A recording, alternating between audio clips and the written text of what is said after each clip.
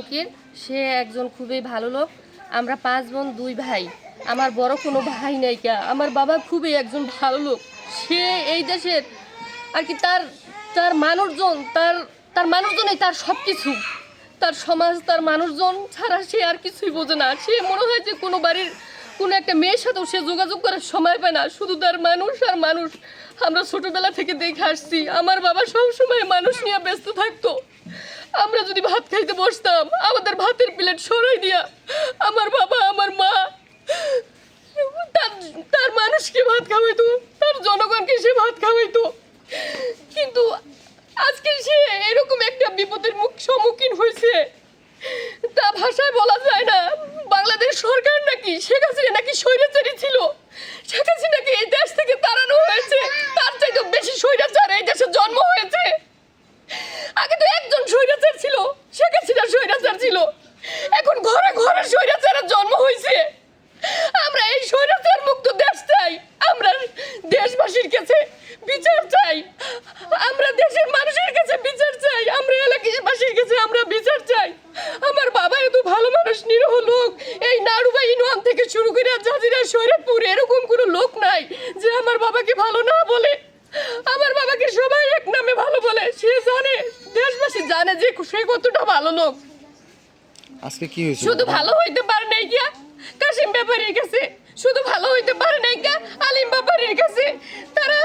তারা এখন না, আমার জন্মের পর থেকে আমি দেখতেছি তারা আমার বাবাকে সব দিক দিয়া সবভাবে আমার বাবার সাথে অন্যায় অত্যাচার করে, জুলুম করে তারা। কারণ আমার বাবার তো ছেলে নাই, আমরা 5টা বোন।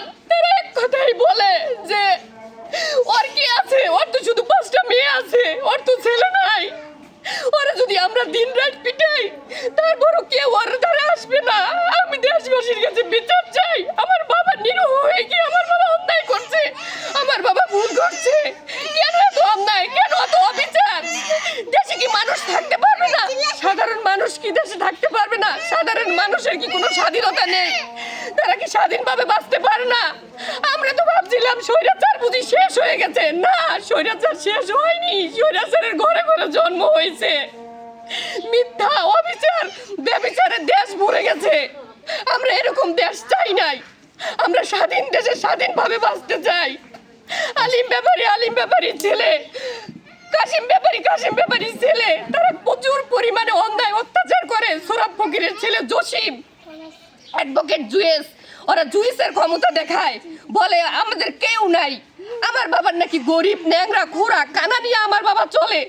আমার বাবা তো সমাজে সব সময় কানা, ন্যাংরা, খোরা নিয়েই চলতো। আমার বাবার কোনো বড়লোক দল ছিল না।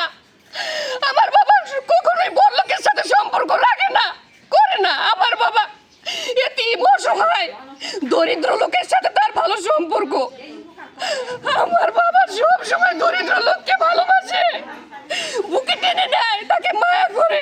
আমরাও ঠিক আমার বাবার মতোই হয়েছি। আমরা গরিব লোককে ভালোবাসি, অসহায় লোককে আমরা আদর করি। আমরা ওদের মতো স্বৈরাচার নয়। কাশিম ব্যাপারীর ছেলে যে স্বৈরাচারী করে, আমরা তার হাত থেকে মুক্তি পেতে চাই। আমরা কাশিম ব্যাপারীর ছেলের বিচার চাই। ওরা কেন এখানে আসে? আলিম ব্যাপারীর ছেলে, অ্যাডভোকেট জুয়েস, জসিম ফকিরের ছেলে, সোহরাব ফকিরের ছেলে জসিম, অ্যাডভোকেট জুয়েস, ওরা এখানে এসে ক্ষমতা দেখায়। ওরা ক্ষমতা আরো দেখায়। এইদিকে আজলুদ্দিন মাদরের ছেলে রহিম আর হলো রহিম আর করিম, ওরা আমাদের সমাজেই ছিল আগে, কিন্তু ওরা এখনো ভালো। আমি বলি না যে ওরা খারাপ, ওরা আমাদের ছাইরা যায় না। এটা হলো একটা রফ উঠাইছে যে মুন্সিরা, মাদুররা লতিফ ফকিরের ছাইরা চলে গেছে। না, লতিফ ফকিরের ছাইরা তারা চলে যায় না। এটা বাস্তব প্রমাণ আজকে আমি পেয়েছি। আমি সেলিনা আজকে তার বাস্তব প্রমাণ পাইছি।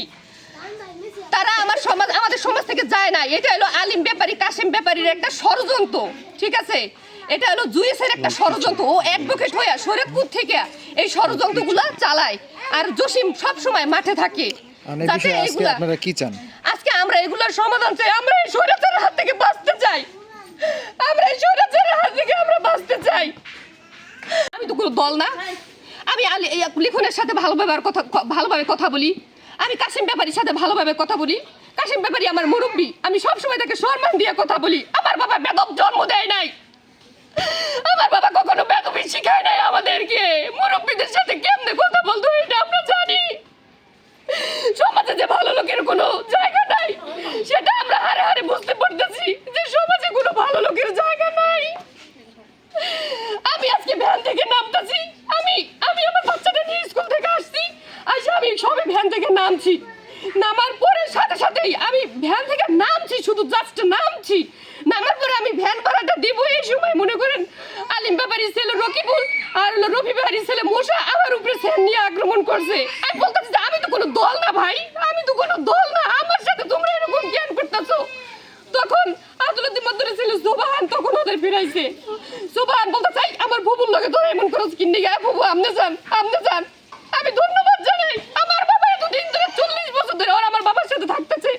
আজকে আমি প্রমাণ পাইছি যে ভাত খাওয়াইলে ভাত কখনো বালানি যায় না। আজকে যদি আজকে ওই সোবাহান আজকে ওই রকিবুলের হাত থেকে আর ওই মোশারফের স্যারের হাত থেকে আমার ছোট বাচ্চাটাকে বাঁচাইছে।